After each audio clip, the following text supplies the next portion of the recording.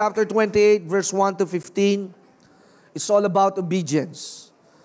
If you have your Bible, please, let us read. And if you don't have, nandiyan ho sa screen natin. At dahil nga ho tayo dumadami every Sunday, ay talagang empty seats are filling up. Kailangan pa po natin ng isa pang LED screen. Ano ho? Gusto nyo pa ba may screen pa tayo dyan sa likodan para mabasa ninyo ng malinaw? So we have to buy another screen. That's why you need to pray hard and say, Lord, bless the works of my hands. So let's go read verse 1.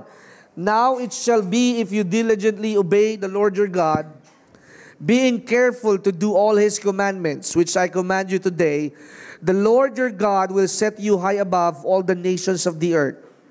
And all the blessing will come upon you and overtake you if you obey the Lord your God. Number 3, verse 3. Blessed shall you be in the city, and blessed shall be you in the country. Blessed shall be the offspring of your body, and the produce of your ground, and the offspring of your beast, and the increase of your herd, and the young of your flock.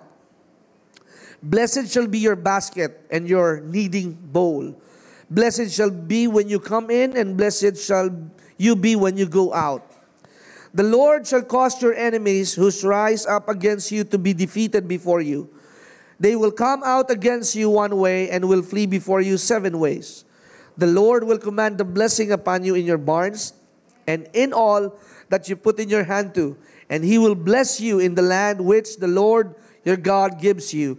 The Lord will establish you as a holy people to Himself, as He swore to you if you keep the commandments of the Lord your God and walk in His ways.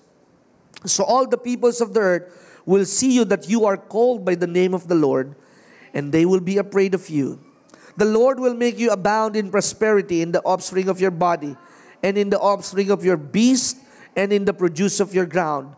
In the land which the Lord swore to you, to your fathers to give you, the Lord will open for you His good storehouse, the heavens, to give rains to your land in its season, to bless all the work of your hands, and you shall lend to many nations, and you shall not borrow. The Lord will make you the head and not the tail. You only will be above, and you will not be underneath, if you listen to the commandments of the Lord your God, which I charge you today, to observe them carefully. Do not turn aside from any other words, which I command you today, to the right or to the left, to go after other gods, to serve them. Let us bow our heads and let us pray. Dear Heavenly Father, we are so honored that we are about to take the word, the promises, the instruction, our guidance for daily living. Lord, humble us that we will not trust in our own strength. Na huwag kami magtitiwala sa aming hanap buhay, sa aming kakayanan, o sa aming kalagayan sa oras at sandaling ito. Sapagkat ang aming pag-asa ay Ikaw. Walang kwenta at walang kabuluhan ang pagtitiwala sa tao. Kasumpa-sumpa ang nagtitiwala sa kanilang biyanan. Kasumpa-sumpa ang nagtitiwala sa kanyang kakayanan. Kasumpa-sumpa ang nagtitiwala sa kanyang hanap buhay at sa kanyang pamilya. Cursed is the man who trusts in his own self, but blessed is the man who trusts in the Lord, for they will be like a tree planted near in rivers of living water. Magkakaroon ng tagtuyot, magkakaroon ng salot, magkakaroon ng kapanganiban, pero hindi mo kami pababayaan at kami ay mamumunga sa takdang panahon. Ang aming dahon ay mananatiling luntian sa kabila ng tagtuyot. You will cover us with your wings. 1,000 might fall in our right side, but God will deliver us. He will send His angel to take charge over us. Kaya Panginoon, salamat po sa Pilipinas. Ang simbahan ay bukas at kami ay nakakapagtipon. Salamat Panginoon na sa simbahang ito, hindi kami takot sa virus. Hindi kami takot sa anumang sakit. Kami ay magkakamayan at magbabatian sapagkat walang mas makapangyarihan kaysa sa pangalan ng ating Panginoong Hesus. We will not be affected because the blood covers us. And the church should stand strong in this calamity and in this tragedy, in this outbreak. God already break the curse of the sin because we stand by by faith and we declare, Jesus is Lord over this place. Kaya Panginoon, walang magkakasakit na dumadalo sa simbahan ito. Walang matatablan ng malubhang sakit. Sapagkat kami naninindigan at nananalig, ang Diyos ay buhay sa lugar na ito.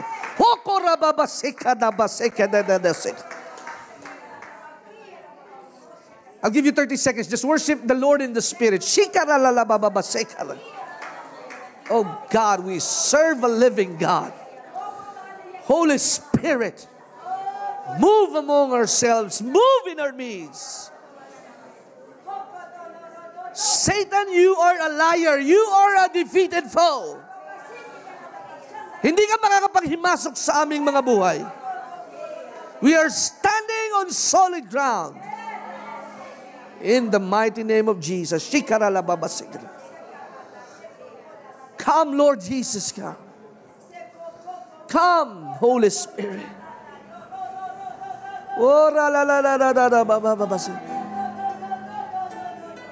Get up and stand up on your feet. Huwag mong kaawaan ang iyong sarili, sapat na ang awa ng ating Panginoon. Remove all distraction, remove all disturbance right now. Get out from your comfort zone. Get out from your mediocrity. The Word of God is for you. You do not need to fight the battle alone, for God is with us. The Lord will prepare a table in front of your enemies. You will overtake, you will overflow. Do not be blinded. Wake up, you children of Zion. Arise and be healed. Arise, shine, for the light has come, and the glory of the Lord has risen upon us.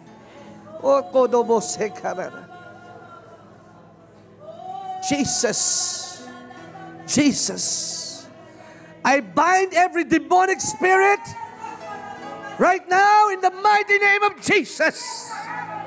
Go in the mighty name of Jesus. Go in the body of every believer right now. Oh, go, go, go. You are not welcome in the body of every believer. I break every yoke and every chain. Addiction and close-mindedness. Pagiging madamot at kuripot, I break the curse in Jesus' name. The spirit of Jezebel spirit, I break you in the name of Jesus. You controlling person, I break you in the mighty name of Jesus.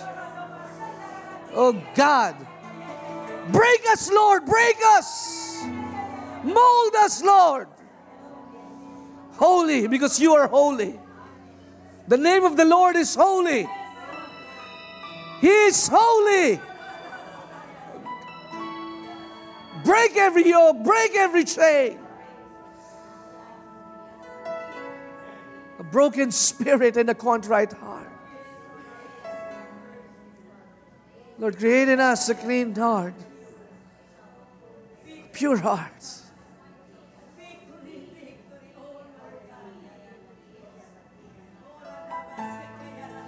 Kaya ang sabi ng ating Panginoon, harden not your hearts. Harden not your hearts. Huwag maging matigas ang inyong puso. Bago tumigas ang ulo, puso muna ang tumitigas. Kaya huwag maging matigas ang inyong puso sa panahon ng pagsubok. Huwag maging matigas ang inyong leeg na huwag lumingon sa mga nagawa ng ating Panginoon. You stiff-necked and hard-headed people.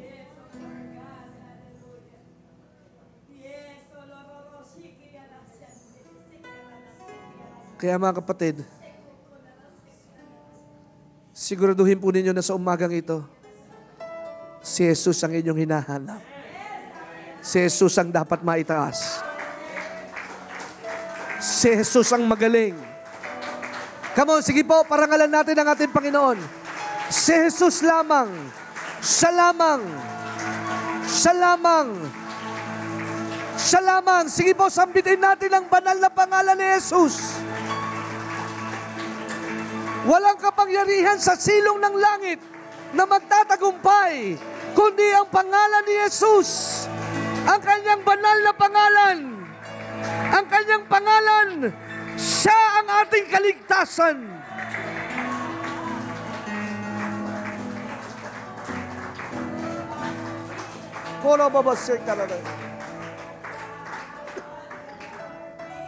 Thank you, Lord,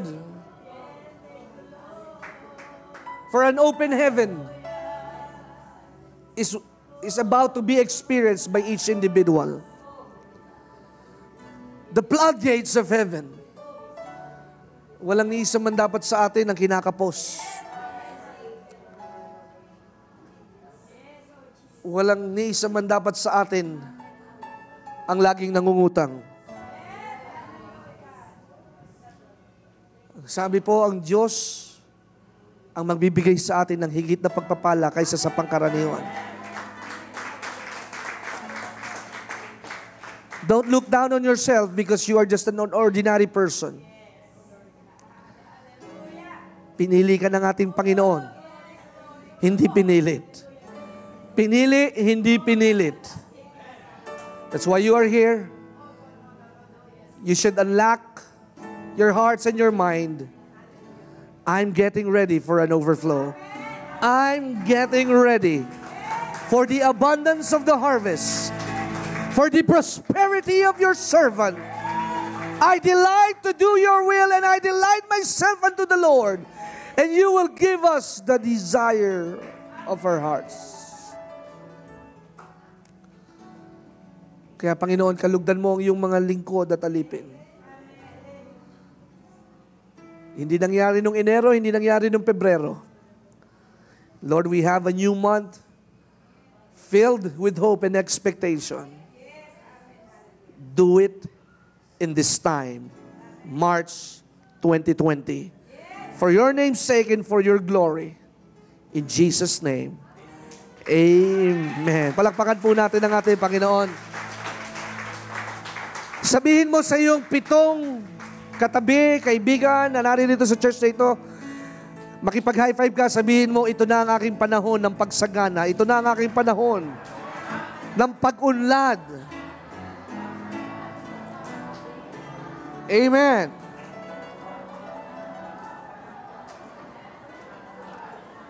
Ito na, ito na, ito na, ito na, ito na, ito na!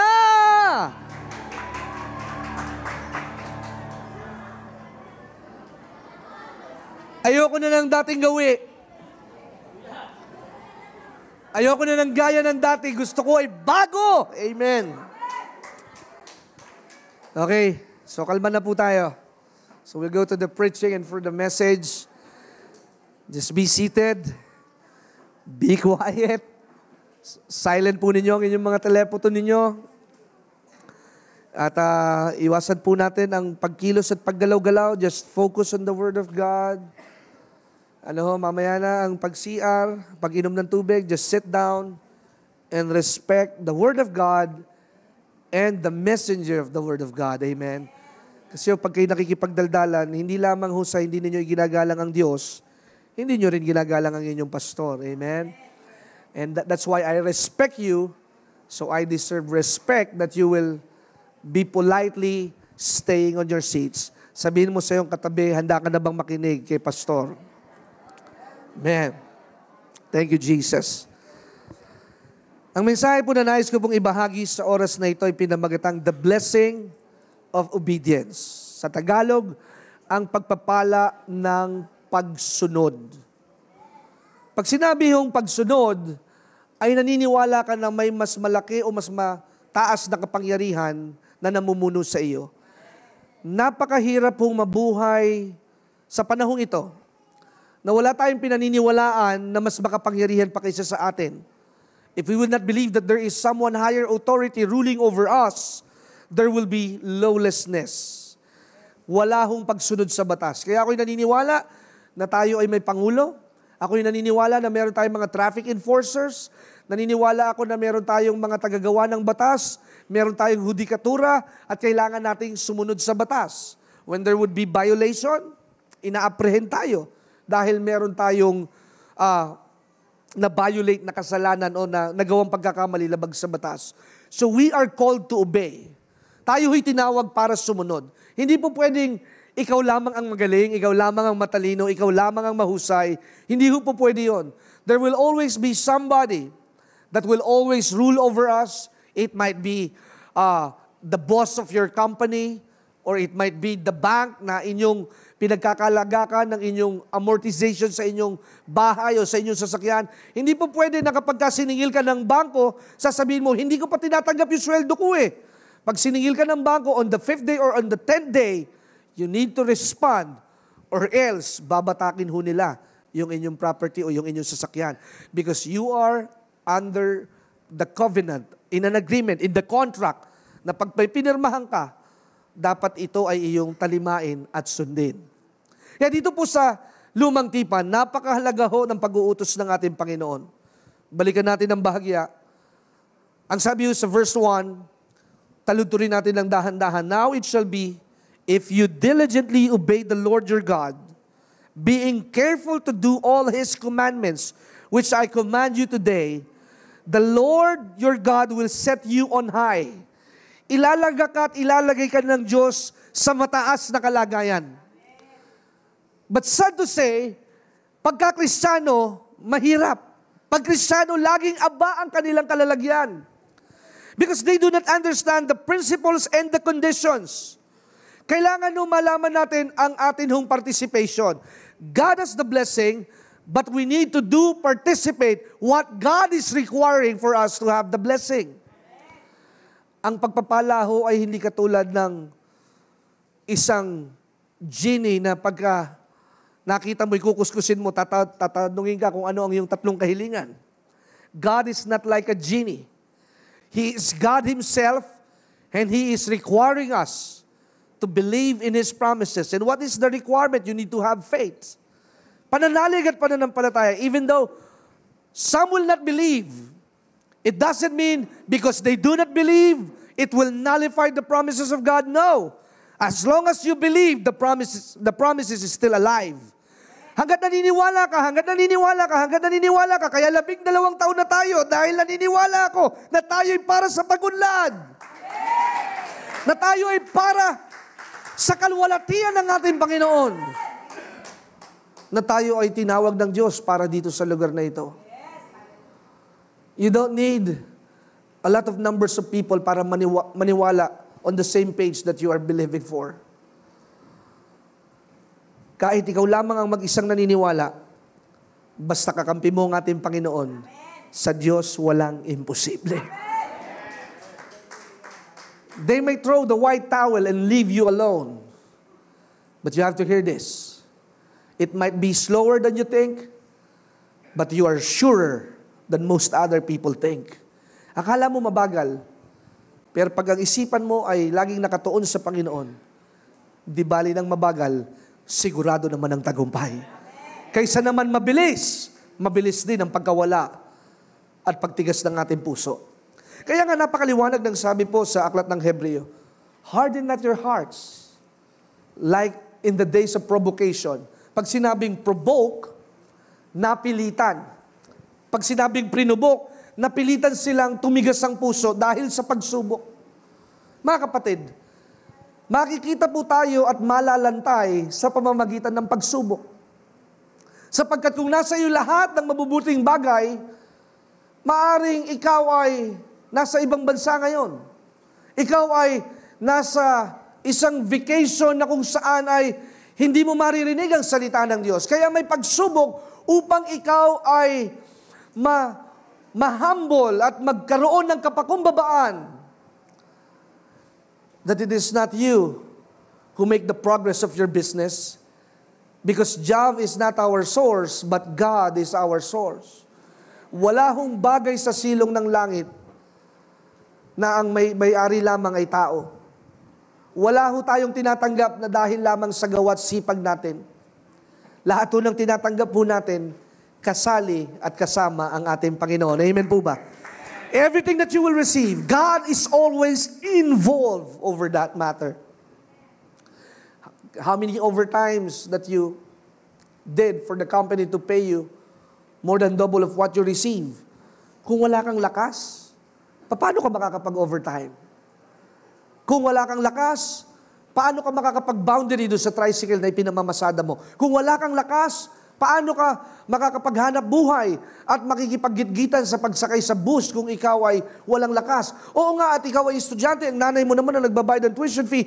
Kung wala kang lakas at talino, paano mo maibabasa ang thesis at final exam at interview sa isang kumpanya para ikaw ay ma-hire? It is always God will decide our future. Hawak ng Diyos ang ating hinaharap. Kaya kailangan nating sundan, at taludturin ang nais ng ating Panginoon. Kung nais mong maging masagana, at ang kasaganaan ay nagsisimula sa pagsunod. Walang kasaganaan na walang kapayapaan. Hindi ka sasagana na wala kang kapahingahan. Sapagkat ang tunay na kasaganaan ay meron kang kapayapaan, meron kang kapahingahan na alam mo na ang Diyos ang nagbibigay at siya din ang may kapangyarihang bumawi nito, kaya ako'y laging magtitiwala sa nagbibigay. Don't put to test the Lord your God. Huwag ninyong subukan o subukin ang ating Panginoon. Huwag kayong magpakatiwala na magaling kayo at matalino at malakas, sapagkat ang Diyos ang nagbibigay ng lahat sa lahat. Kaya kung kayo ay maayos at mahusay ang hanap buhay at negosyo, gamitin nyo na ito sa ating Panginoon. Huwag na yung alamat na lamang na, alam mo, dati, nagkaroon ako ng ganyang sasakyan eh. Alam mo, dati, ako nagpagawa sa simbahan namin ng upuan eh. Pag tinanong mo ngayon, nasaan na yung mga yun eh? Wala na, pastor, nalugi na eh. Pero kung naririnig po ninyo itong mensaheng ito, at kayo ay nasa may kaayunan pa at maayos na buhay, don't ever hesitate to have a U-turn and turn to God that whatever I have, it belongs to Him. Sa inyong kalakasan, ay minsan naririnig mo na lang pagka nagkasakit, pag bedridden na, Pastor, kung nung kalakasan ko sana, don't look back on what did that happen. Kaya ka nasa ganyang kalagayan, ikaw ay nagmalaki at nagmayabang. Dahil itinuring mo at inangkin mo na kaya mong lahat ng bagay dito sa daigdig. Pag wala kang kapahingahan, marami kang alalahanin. Pag marami kang iniintindi at isipin, kahit tanungin ka ng asawa mo, honey, okay ka lang ba? Sasabihin mo, okay ka lang. Pero alam niyo ho, yung habang nakain ka, iniisip mo ang mga bayarin, si Judith at si Jonah, yung Jonah, mga bills po ninyo, nakalagay sa refrigerator, ito na mga babayaran, tuition fee, etc. Alam nyo, it's really heartbreaking. Pag nakikita mo na maraming mga obligasyon at yung inaasahan mo nagpa-pile up, hindi dumadating at hindi dumadating. Pero ito lamang ang aking magiging payo sa inyo. Hindi man nangyayari pa yung ating inaasahan, don't pressure your life to have this kind of lifestyle if the blessing is not flowing or following through. Tatagalogin ko. Kung hindi pa dumadating yung malaking pagpapala, medyo bawasan naman natin ang luho. Kung once a week, 3 times a week kayo na kumakain sa fast food or sa fancy restaurant, you can cut it off. Magtiyaga kayo sa sardinas at tuyo at pritong itlog at titiyakin ko, sasakto't magkakasya din yung tinatanggap ng asawa mo. If you will live on an extravagant life, not based on the capacity that you are having right now. Gusto mo mag-set up ng kotse, wala ka namang trabaho. Ihingi ka sa kuya mo, sa kapatid mo. It doesn't make sense. You live under the capacity of what you are earning for a living. Nakukuhaunin nyo? And then when God blesses you, don't just raise up your standard of living, but as more God blesses you, raise the standard of your giving. Amen. Minsan kasi ang tao lagi iniisip sarili muna. Hindi pa nagpapasko, iniisip na kagad ang kanilang 13-month pay, na pagdating ng Pasko, bibilhin ko na yung bagong labas na sapatos. We can all have the fashion that we want. But remember, things fades. Lahat ay naluluma, lahat ay nalalaos. Lahat ay nasisira, at lahat ay nabubulok. Everything has an expiration date. Ang gulong, napupudpod. Ang sapatos, kahit marami kang sapatos, nasisira. Things will expire. But the only matter, the things that we should understand, is the Word of God never expire. It will always inspire us that in God we will be blessed. Blessing means you are happy even though. Ang akala nyo kasi sa pagpapala, pagka kayo ay nakatira na sa mansyon, kayo ay meron ng Rolls Royce, kayo ay nakasuot na ng Rolex na mamahaling relos, hindi po yun ang tunay na kasaganaan. Ang tunay na kasaganaan ay alam mong pinagpala ka na kahit wala pa yung pagpapala. Blessing is all about the attitude and the perspective and how you foresee life, that even though you are lacking, you are still on the advantage. Akala kasi ng maraming tao, pag nandyan na, saka ko pa lamang ipagpapatotoo ang kabutihan ng Diyos. Araw-araw, mga kapatid, mabuti ang ating Panginoon. Minsan nga, pag ako ay nag-iisa, there is a negative voice creeping out at sasabihin, pinagpala ka na nga ba, Kenneth? Hindi mo pa rin naman nakakamit yung gusto mong makamit na ganito, yung iyong pinapangarap. You know what? I kick the devil on his butt and I tell him he is a liar. I just get out from my backyard and smell the fresh air. Iilan lamang ang bahay na may puno sa kanilang garahe. Nakuha ninyo? If the devil will tell you, you are not worth it, tingnan mo yung mga anak na scholar ng isang eskwelahan, you are still blessed dahil may mga anak kang matatalino at masisipag at magagalang sa magulang. Di ba, pag sinabi ng kaaway na hindi ka naman pinagpala, tingnan mo, wala ka namang naipundar sa iyong 35 years na pag-abroad. May pag nakita mo ang misis mo na natiling na hindi ng babae, ng lalaki o kung ano man, yun ay biyaya na ng ating Panginoon. Being trustworthy and honest na asawa, it's more than a lifetime of blessing. Ba, may lakas ang pito doon ah. Parang totoong-totoo ah. LDA, long distance, LDR, long distance relationship. Imagine ho ninyo, if the marriage is been broken, hindi lang ikaw maapektuhan, pati mga anak mo. Kaya ako natuto one time nung may kina-counseling si Daddy. Divorce is costly. Annulment is devastating. If you can avoid it, you should. Because marriage is not just a piece of paper. It's all about covenant and obedience. Bakit ganyan ang tingin ninyo sa akin? Well, because the real challenge for the young generation today is responsibility and to stand and fight for their family. Kung gusto mo daw baguhin ang isang bayan o isang bansa, perhaps, if you want to change a nation, raise up a mighty man. Kung gusto mong mabago ang Pilipinas, magsimula ka sa anak mo.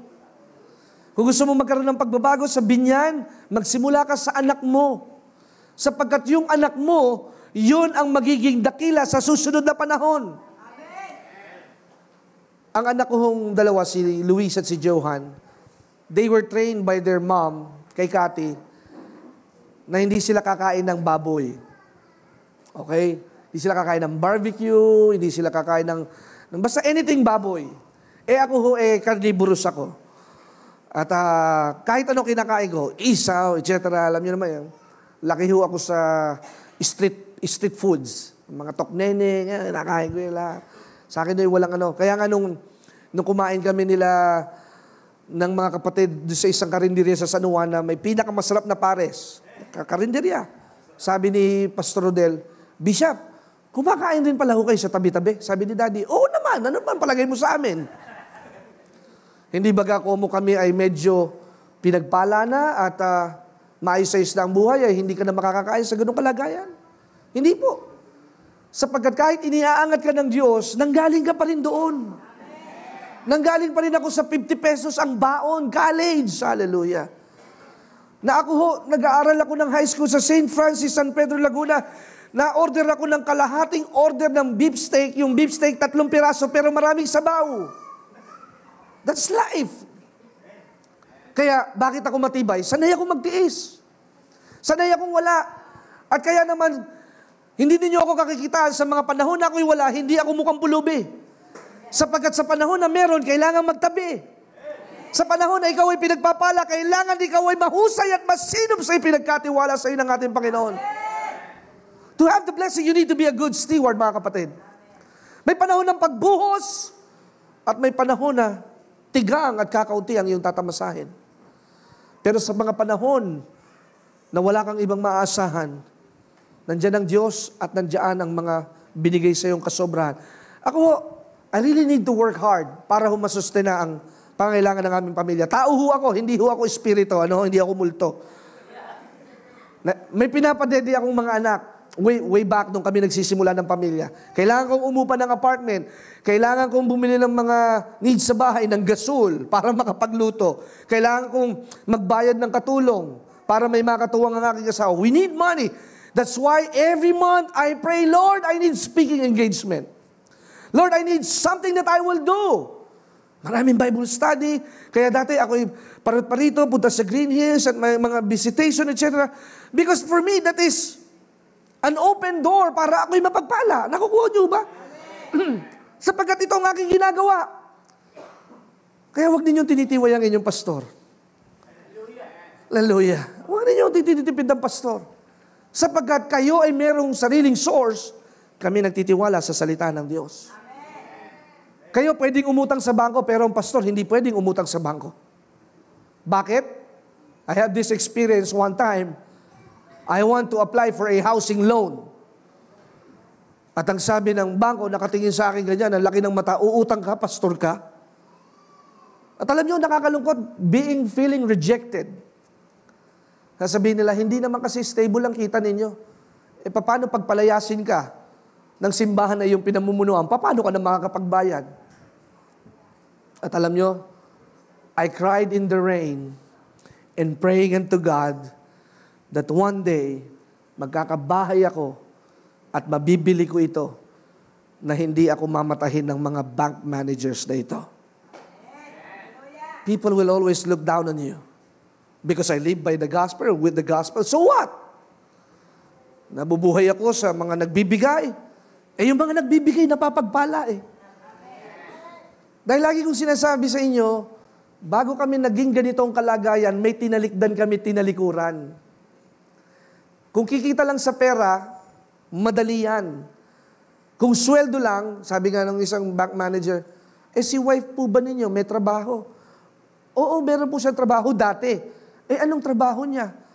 Stewardess po ng Saudi Airlines. Uy, malaki sweldo ng ganyan ba't niyo ho pinag-resign? Pinag-resign ko dahil sabi ng Lord, mahirap pong gawin ang isang bagay pag hindi iniutos ng ating Panginoon. And now we are turning in our 10th year of marriage this coming March 23. We are staying strong and faithful together because God never forgets what He promised. I will provide for all your needs according to His promises and riches. Because we obey the Lord. Kaya don't tell me in front of my face na mahirap sundin ang Panginoon. Mahirap pag wala kang pangako. Mahirap pag wala kang kasiguruhan. Mahirap pag wala kang kasangga. Magiging madali ang pagsunod kung may pangako ka at may mga tao kang nahimok na maniwala sa ipinapagawa sa ng ating Panginoon, doon dadaloy ang pagtutustos at pagpapala, pisikal, material, pinansyal. Because God is true to His promises. God can never lie. Hindi pwede magsinungaling ang Diyos. Kaya pag inutusan ka niya, kaya pagka nakikita ko ang aking buhay ngayon, we still have struggles. We still have projects needs to be fulfilled. Pero palagi ko, ni isa sa inyo, walang dadaig at tatalo sa aming naging hakbang.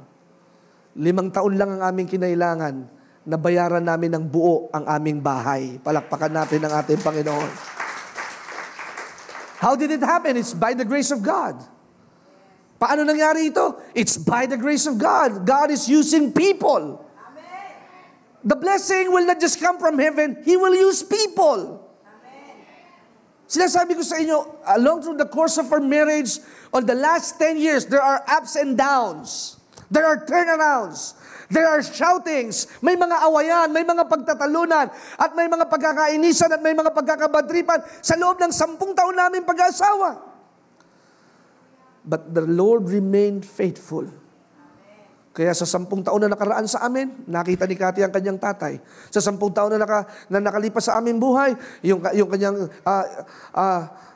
stepfather ay nagbigay sa amin ng 1 milyon para magkaroon kami ng pan-down payment sa bahay. And so on and so forth. And then we have this kind of people na nagbigay sa amin ng for monthly amortization. There are things that are coming in the way that you could not comprehend. Because why? Because you trust in the Lord. You believe in His promises. You do not falter. You do not have the opinion of other people. Pag sinabi ng iyong kaibigan o ng kapatid na mahirap, sabihin mo, shut up, you devil. Because the devil will use your loved ones or even your churchmate na magsasabi sa iyo na hindi ito magta-thrive, hindi ito magpapatuloy. But I tell you, the devil is a liar. You have to believe with all your heart, sapagkat ang tatayo naman at titira doon sa pangarap na yon, hindi naman yung kaibigan mo, hindi naman yung best friend mo. Ang makakalasap at makakatikim ng pagpapalang yon, ikaw mismo at ang iyong asawa at ang iyong mga anak. You are the only guy and the person that will say, this is the move, this is the blessing, this is the promises of God being fulfilled. Hindi naman nila may enjoy pagka nagkaroon ka na ng brand new Mercedes-Benz eh.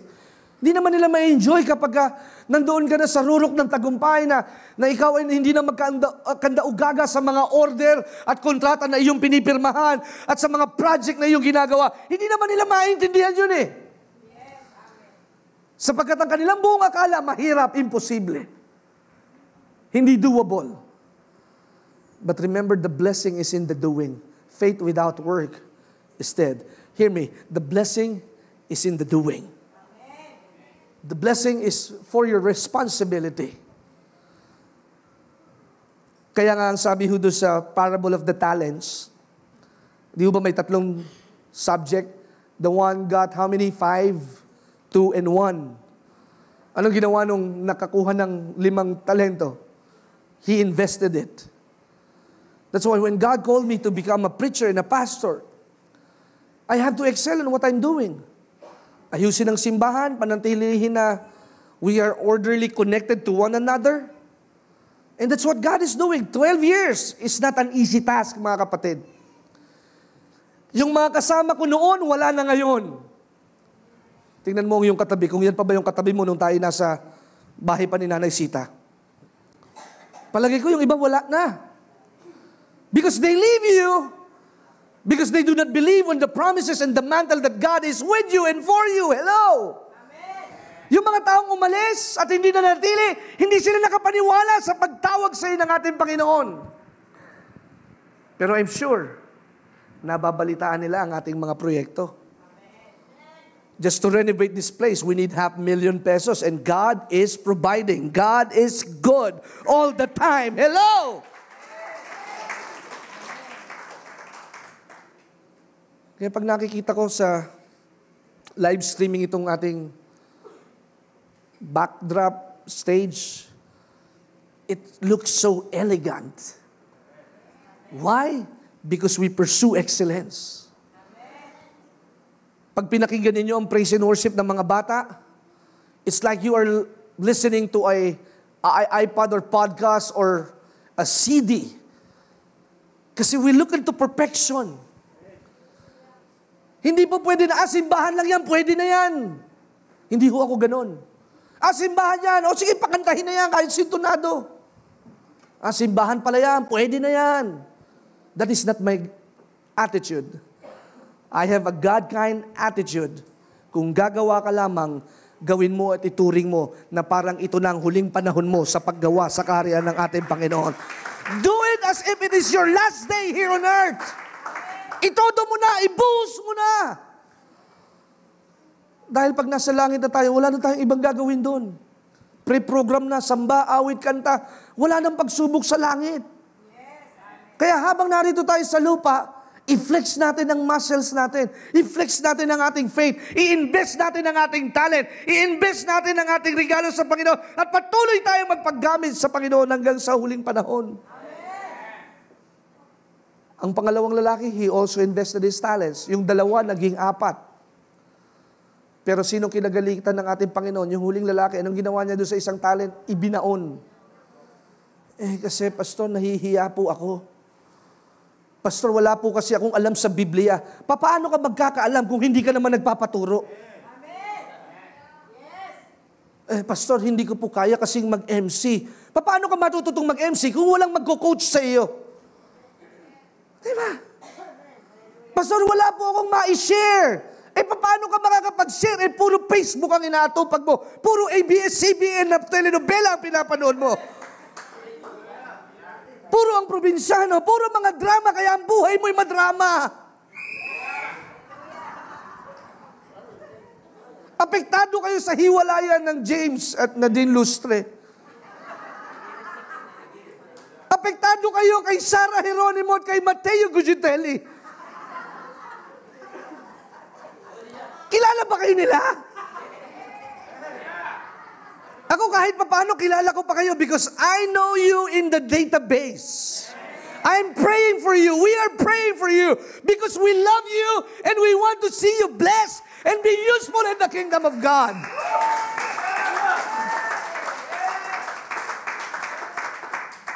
Wala Gusto niyo yung mga popular na tao. Gusto niyo lang pakinggan yung mga mahuhusay na mga artista. Kaya nga sila tinawag na artista, maarte. With the word artista. Di ba? They just play and mimic. That's not the real person. Gusto niyo ng kapangyarihan ng Diyos? Turn off the TV. And just meditate on the Word of God. Kaya ang mga tao sa huling panahon, akala nila mabilis ang oras, pero ang totoo, you are all guys distracted. Akala ninyo busy kayo? Kami, hindi busy. Kami, kaya lang natin yan, kila pastor, sila lang maraming. Busy is not a true word. It is not just your priority. That's why you are not giving time. Tingnan mo ulit ang iyong katabi mo. Nakikinig ka ba kay pastor? Busy ka masyado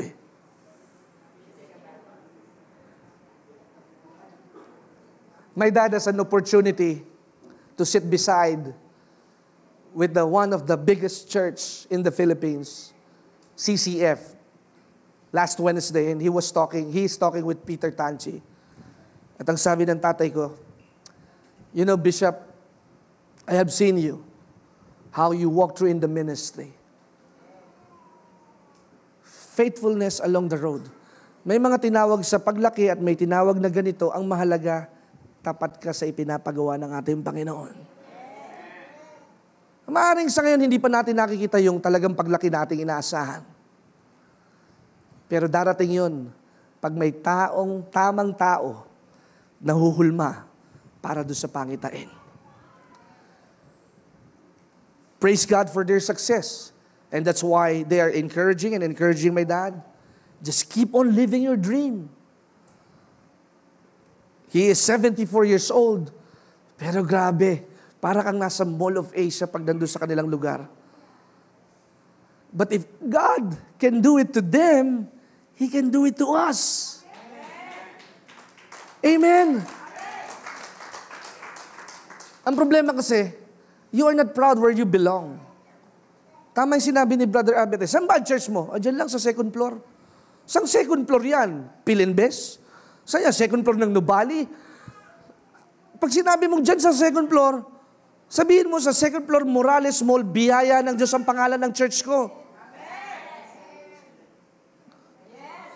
Pero kapag ang iba, ang yayabang, pagka English ang pangalan ng church nila, dito kami sa Potter's House, dito kami sa Church of ganyan-ganyan, ganyan-ganyan.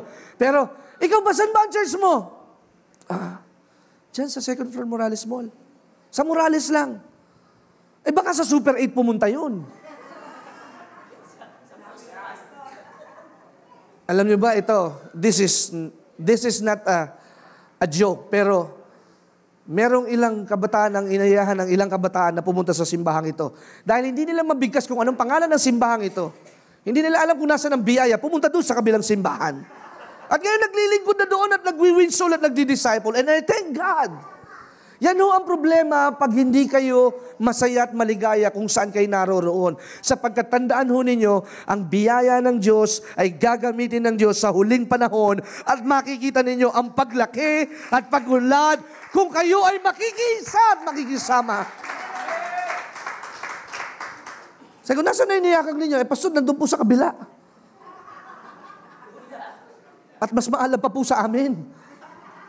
Abay talaga naman. Kaya nga siguro naligaw. Saan ang church mo? Biyaya ng Diyos, pare. Diba? Pagka may mahirap na ikaw ay akayin, sabi mo, doon sa biyaya ng Diyos, yayaman ka. At pagka may mayaman na nalugi, encourage mo sa biyaya ng Diyos, babangon ka. Wala eh. Mare, doon ka na lang magsimba sa iba. Mas magandang programa doon eh.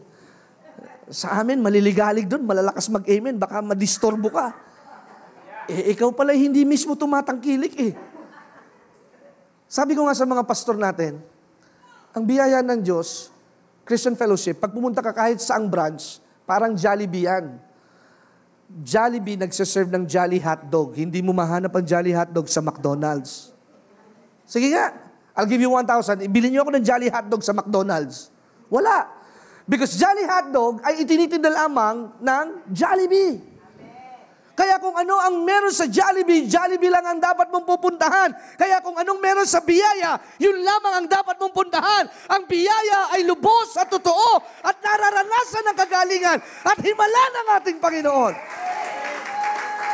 Hindi ako papayag na kahit mapaus ako, isisigaw ko at ipaglalakasan ng aking tinig. Ang Diyos ay tapat at napakabuti sa lahat ng pagkakataon.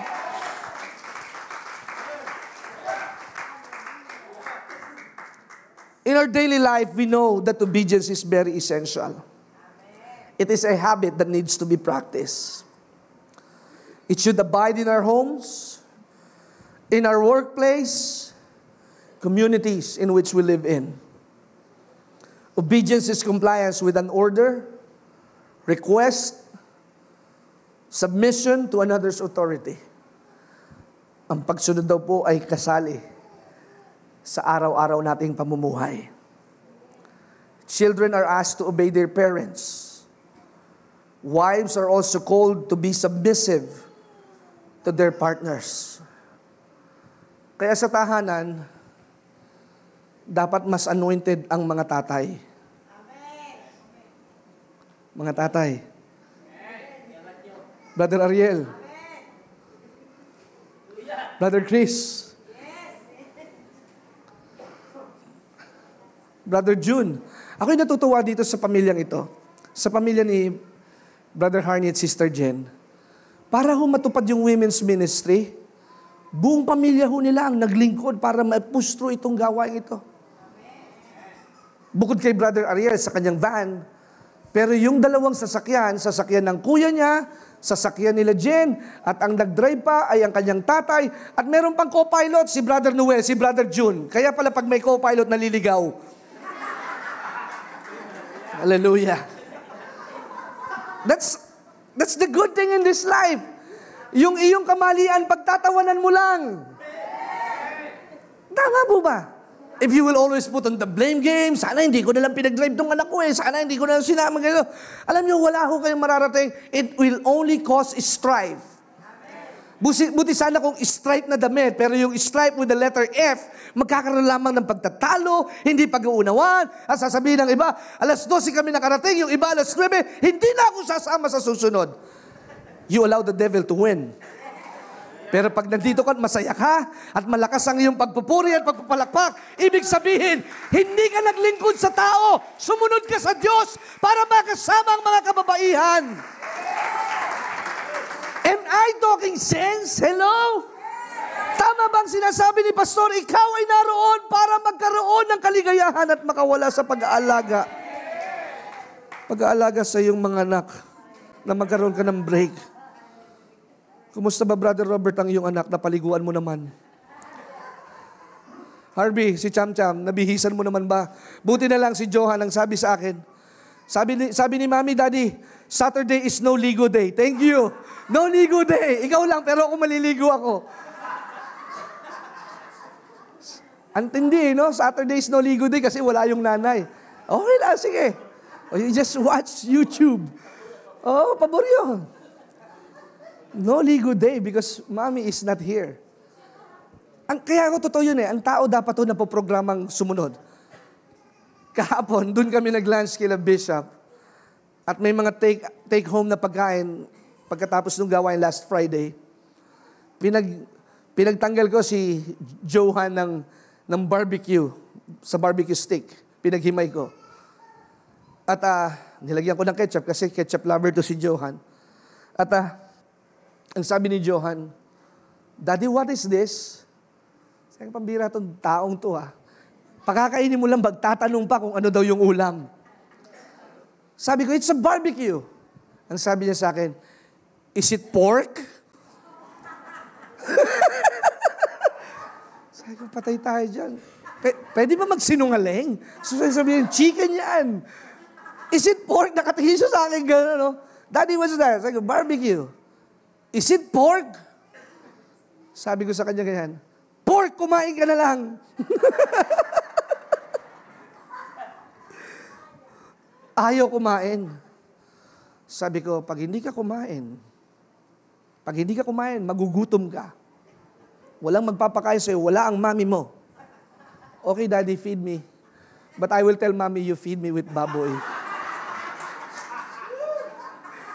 Ang saya eh. Pero alam niyo, pwede naman ako magsinungaling.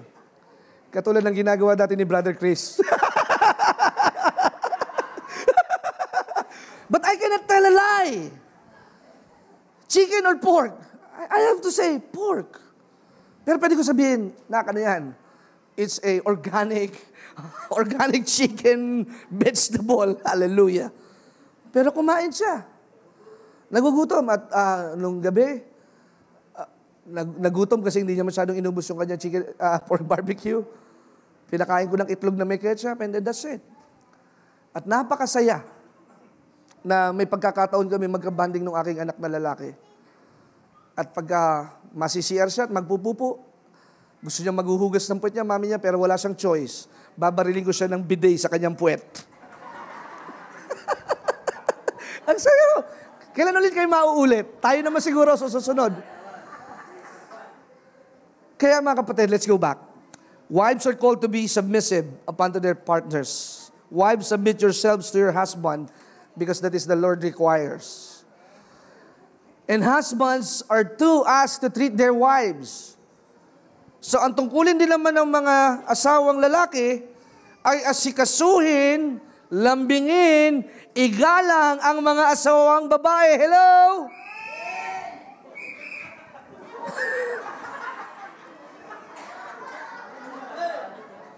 I still have 5 minutes. Huwag niyo akong madaliin. Makakuha kayo sa tingin. Husbands, it is our duty to treat our wives that they have to celebrate their 60th birthday. Husband, in the same way, be considerate. Kapag ka naman nakita nyo ng pagod ng asawa ninyo, huwag nyo nang uutusan pa, mga kape. Huwag naman ganon. Pag nakita nyo ng pagod, huwag nyo na rin yayakaging labing-labing kahit bagong ligo ka. Hayaan nyo magpahinga. Kasi minsan pilit tayo ng pilit, kaya laging masungit ang ating mga asawang babae. Be considerate. Sabihin natin ng sabay-sabay, be considerate!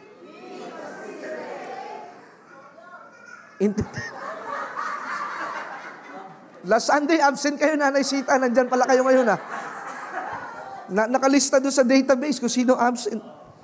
Salamat, nandiyan si Nanay Sita. Masaya na ako. Partners, tuloy natin. Husbands, in the same way, be considerate as you live with your wives and treat them with respect as the weaker partner. and as heirs with you of the gracious gift of life, so that nothing will hinder your prayers. Kaya pala pag hindi mo kasundo ang asawa mo, maraming panalangin ang hindi natutupad. Oh my God. Kaya, as we grow on, dapat nababawasan ang mga pagtatalo sa tahanan.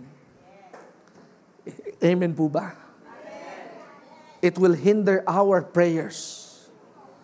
Remember, ang dalawang mag-asawa ay hindi na dalawa. Sila ay iisa na. That is the miracle of marriage. The two become one. Kaya kapag ako, ang greatest fear ko dati, pag ako'y nakapangasawa ng mabungangang mga mapangasawa, yun ang greatest fear ko, na hindi sila maging submissive, o hindi siya maging submissive sa Panginoon. Kaya nung aming wedding day, alam nyo, medyo classical pa noon, magme-message ka kung ano gusto mo sa asawa mo. Yun yung simula ng same day edit eh. That was 2010.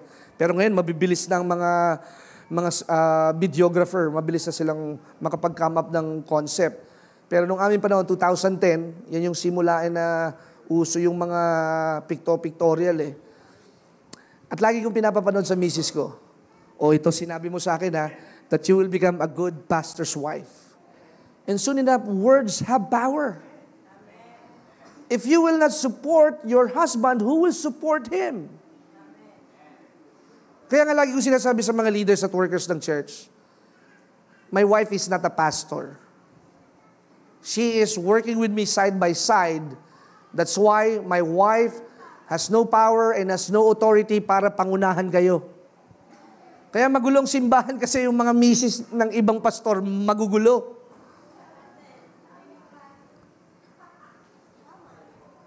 Tama ho ba? Kaya maayos ang biyaya ng Diyos kasi ang mga misis namin is in a position as a supporting cast not to be called pastora. Kasi magiging dalawa, sisip-sip kayo sa misis ko. Yung iba sa'yo, sisip-sip sa akin. Pag sinabi ng misis ko, sabi ni ganito, ganyan daw gagawin natin. Di magulo. Tandaan ho ninyo, ang pamunuan sa bahay, sa simbahan, kailangan isa lang ang sinusunod, ang Panginoon at ang itinakda ng Diyos. Pag dalawang ulo, ulupong na ho ang tawag doon, mga kapatid. There could only be one head. Jesus is the head of the church. And so we are in this church. Isa lamang ang lead pastor ng simbahang ito. Everyone will be associates. Kaya kailangan magpapaalam kayo sa pastor ninyo. Hindi yung para kayong bula na mawawala. Kahit lumipat kayo sa ibang simbahan, ask for the blessing of your pastor. Kaya hindi mapapanuto ang buhay ninyo pag nawala na lang kayo, hindi kayo nagpaalam, magugulat kayo, pababalikin kayo ulit sa biyaya ng Diyos. Bakit? Kasi nandoon ang anointing, nandoon ang kapangyarihan ng Diyos. If you cannot respect it, curse will follow you. Kaya kahit anong gawin mong pabongga sa buhay mo, hindi ka masaya. Kasi lumayo ka sa biyaya. Amen. Tingnan mo ulit ang iyong katabi. Salamat at napadalo ka. Sa Philippians chapter 2 verse 8, kung ang anak ay nire-require na sumunod, ang misis natin nire-require ding sumunod, ang asawang lalaki, ang mga mister ay kailangan ding sumunod, ito, wala na tayong mapagtatalunan pa. Si Jesus ay mismong sumunod. That's why if you want to receive the blessing that God will overflow you, that God will give you the power to get wealth and you will have the anointing to overtake the blessing. Kaya laging may sakit sa bahay ninyo, hindi ninyo inuuna ang Panginoon. Kaya labas-pasok ka sa ospital kasi hindi mo inuuna ang ating Panginoon. Amen. Are you hearing me? Amen. Tapikin mo nga ang iyong katabi, baka patay na. Mabuhay pa. Ayos pa ha? Gumagalaw pa. Sa Philippians chapter 2 verse 8, Jesus showed obedience unto death and to the cross. Being found in appearance as a man, he humbled himself by becoming obedient to death and even death on the cross. That is the essential part of being a Christian. Si Jesus, ang ganda ng kalagayan sa langit. Pero siya'y isinugo ng kanyang ama bilang kabayaran sa lahat ng ating kasalanan. It is too uncomfortable for Jesus. Di ba? Malapit ng Kwaresma. Ang mga tao ngayon ay medyo magiging mabait. Alam niyo, ang Holy Week ay hindi lamang araw ng Abril. God did not just make a week holy just for 1 week. Being holy is a lifestyle that we need to imitate with Jesus. Because Jesus said, "Be holy, for I am holy." Pag sinabi ng holy, hindi yung ibig sabihin hindi na kayo magkakamali. Magkakamali pa rin tayo. Nagkakasala pa rin tayo. Pag sinabing holy, you don't disregard sin. It is present in this world. But you regard it and count it that I am a weak person and I need a Savior. I need a Jesus. Para mapagtagumpayan ko ang bisyo, para mapagtagumpayan ko ang pagmumura, para mapagtagumpayan ko ang pagsusugal. Ako ay mahina, kaya ako'y magiging banal, hindi sa aking performance, hindi sa aking memory burst. Ako'y magiging banal sa aking pagsampalataya kay Jesus na siya ang naging katuwang at tunay na halimbawa na kaya nating magtagumpay. He became like us. He became like us. If this cup of suffering could be taken away, be it so. But if not, I will do it. I will face it. The pain and agony being crucified in the cross. Kung itong kopa ng pagpapahirap na ito, pwede niyo pong alisin. Sabi niya, he is praying in Gethsemane. But his Father is silent. You have to go. Because this is the gateway para ang mga babae at lalaking katulad ko, katulad ninyo, ay makaranas ng ganap na kaligtasan. Sa 1 Samuel chapter 15 verse 22, obedience is better than sacrifice. Proverbs 21 verse 3, to do righteous and justice is more acceptable to the Lord than sacrifice. Katwiran, katotohanan. Nagbibigay ka nga, nandaraya ka naman sa kumpanya. Nakukuhuhuli niyo? Naglilingkod ka nga, pero lagi ka namang nakabulyaw sa iyong asawa. Hindi ho pwedeng maghalo ang dagat na maalat sa dagat tabang. Ganon din sa lumalabas sa ating bibig. Kaya kung ikaw ay para kay Kristo, ang bibig at dila mo ay gamitin mo sa pagpupuri sa Kanya. That's why I'm challenging you. If you consider yourself a Christian, dapat di ka na nagmumura. Some will profess they're Christian, pero nakaputo kutsinta, mga masasamang pananalita. Hindi ho dapat ganon. Dahil ang Kristiyano ay dapat tunay na nagsuko, at pag nagsuko, patay na ang dating buhay. Tingnan mo yung katabi. Patay na ang dating buhay. Ang mabigat, nabubuhay ulit ang patay. Kaya minsan nagmumulto ang inyong nakaraan at dating buhay. Obedience is like having the right access code.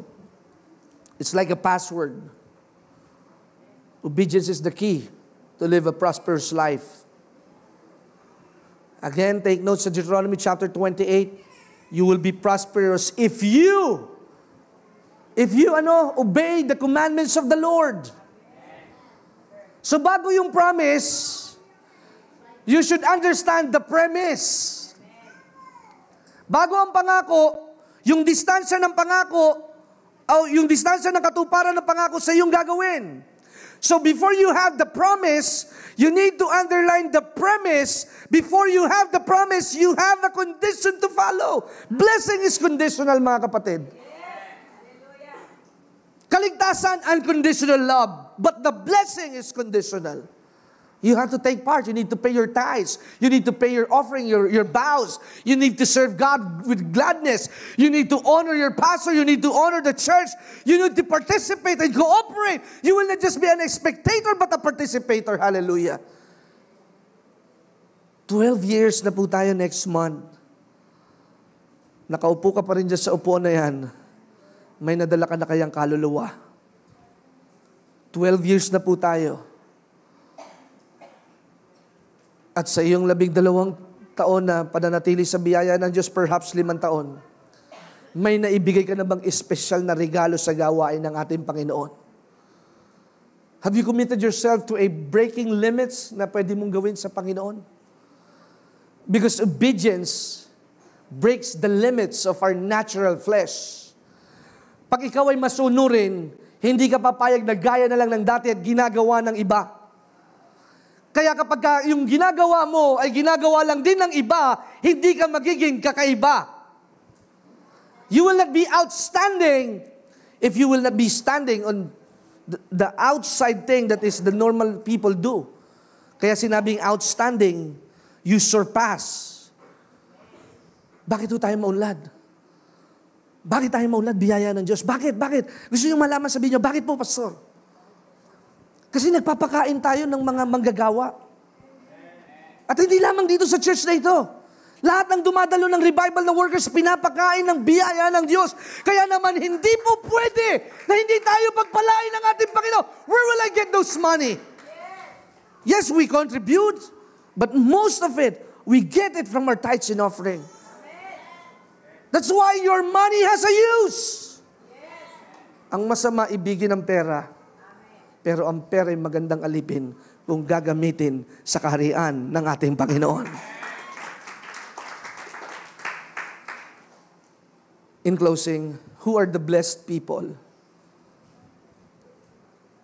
Again, if you go back on our opening text, God will make you the head and not the tail. Wow! You will lend and not borrow. Wow! Basahin mo yung verse 1. Gusto mo yung pagpapala, gusto mo yung celebration, pero ano ang iyong diwa at turing pag tumirik ang iyong sasakyan? You cannot have the second level anointing if you will not surpass the first level. God is a God who always put us into a level up. So sino daw ho yung mga pinagpalang tao? Number 1, those who act on God's instruction. Basic instruction lang ho ang Biblia. It's not complicated. Ang nagpapakomplika ay ang tao. Kaya ako kayo nahihirapan intindihin ang Biblia kasi kung sino-sino ang inyong pinakikinggan. Ang salita ng Diyos ay hindi pinagdidebatehan. Ang salita ng Diyos ay hindi pinag-aawayan. Kung yun ang kanilang paniniwala, hayaan mo sila. At dun sa iyong paniniwala, manatili ka. At ikaw ay pagpapalain ng ating Panginoon. Yung pinaniniwalaan mo ay panghawakan mo at iyong protektahan at ingatan. Pag may nakarinig sa iyo ng pagiging Kristiyano at kinukontra at sina-challenge ang iyong pananampalataya, if it only cause debate, get out from that person. Sapagkat merong mga naniniwala sa iisa lang daw ang Diyos. Pero ang ating paniniwala, God is a three-part person. He is a triune God. God the Father, the Son, and the Holy Spirit. We don't believe that Jesus is one God. He is the Son, the mediator of our sins. Kaya kapag kami magcha-challenge sa inyo, ligtas ka nga ba talaga? Sabihin mo, oo! Dahil si Jesus ang aking kaligtasan. Pag nagsabi sa iyo, tinataludtod nyo ba talaga ang aral ng Biblia? Oo, dahil naniniwala ako sa banal na Espiritu. Wala akong makakataludtod nito. Kahit sinong Poncio Pilatong nagmamagaling. Huwag ho kayong padadaya sa kanilang galing. Maniwala kayo sa kapangyarihan ng Diyos na sumasa inyo. At yun ang mag-a-adjust sa iyo hanggang sa huling panahon. Palakpakan natin ang ating Panginoon. I remind you, mag-aral kayo ng Biblia, hindi para tumalino. Mag-aral kayo ng Biblia para gumanda ang inyong puso. Sapagkat pagdating mo sa langit, ang sasabihin doon, pinatawad mo na ba ang biyanan mo? Hindi naman sinasabi doon, meron ka bang PhD? Wala eh. Pag nasa langit ka na, ang tinatanong at sasabihin sa iyo ng gatekeeper, at pag nakaharap mo na ang ating Panginoong Hesus, well done, good and faithful servant. Hallelujah. Number 2, those who confront the giants of fear in their life. Ang mga pinagpalang tao ay yung mga those who walk by faith, not by sight. Ang mga lumalakad sa pananalig, hindi maiingay. Ang mga lumalakad sa pananalig, hindi laging naghahanap ng mauutangan. Ang lumalakad sa pananalig ay taimtim na nananalangin at humihingi ng instruction at direksyon buhat sa ating Panginoon. At ang Diyos ang magdadala sa iyo ng mga taong tutulong sa iyo at tamang lalapitan. Kaya pag may nilapitan ka, hindi ka mazizero dahil yun ang tinumbok na gagamitin sa iyo ng ating Panginoon. Number 3, those that refuse to be swayed by the wilderness mentality.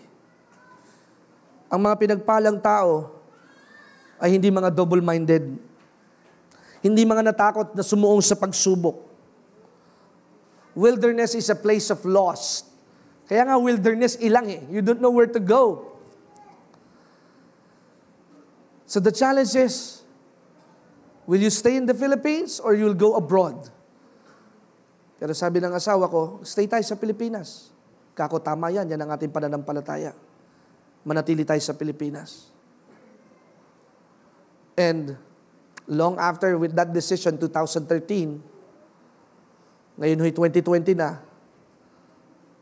ang ating gawain ay paunlad ng paunlad. At binabasag natin ang pagiging status quo, living on beyond the norms. We are living on the possibilities. What is impossible to man is possible with God. And you are in the best place. Ang mabigat sa simbahan pag hindi na ituturo ang pananalig.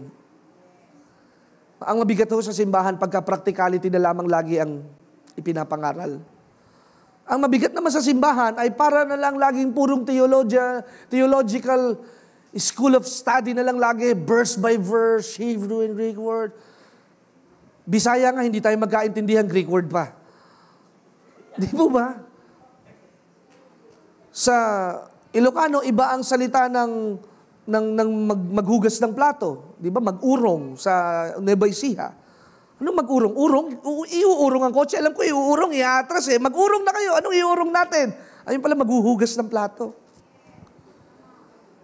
The gospel should be simplified.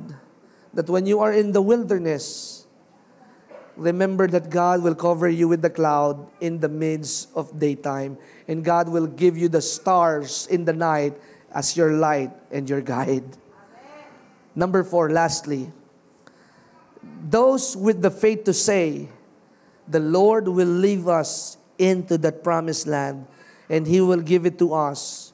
Do not be afraid. Sa madaling salita, Psalms 35 verse 27, the Lord delights in our prosperity. Hindi ho masamang yumaman. Ang masama, hindi mo gamitin yung yaman mo sa Panginoon. Kaya after ng anniversary natin, Pastor, tapos na ba ang project natin? No. Mas patitindihin pa natin ang ating television ministry. Bibili pa tayo ng 2 camera and high-tech na mga gamit. Ito hong atin hong booth, ilalagay natin sa likod at mas palalawakin natin yung booth nila kasi nagsisiksikan na sila dyan. We will step up big ngayong 2020 sapagkat alam ko nadadaloy ang mga pagpapala sa buhay ng bawat isa. Kaya kung nais ninyong maging kabahagi at maging gamit ng ating Panginoon, tumayo kayo sa inyong mga paa at magpasalamat sa ating Panginoon. Salamat po, Diyos, ngayong tanghaling ito. Salamat po sa mga panahon na narinig namin ng iyong salita.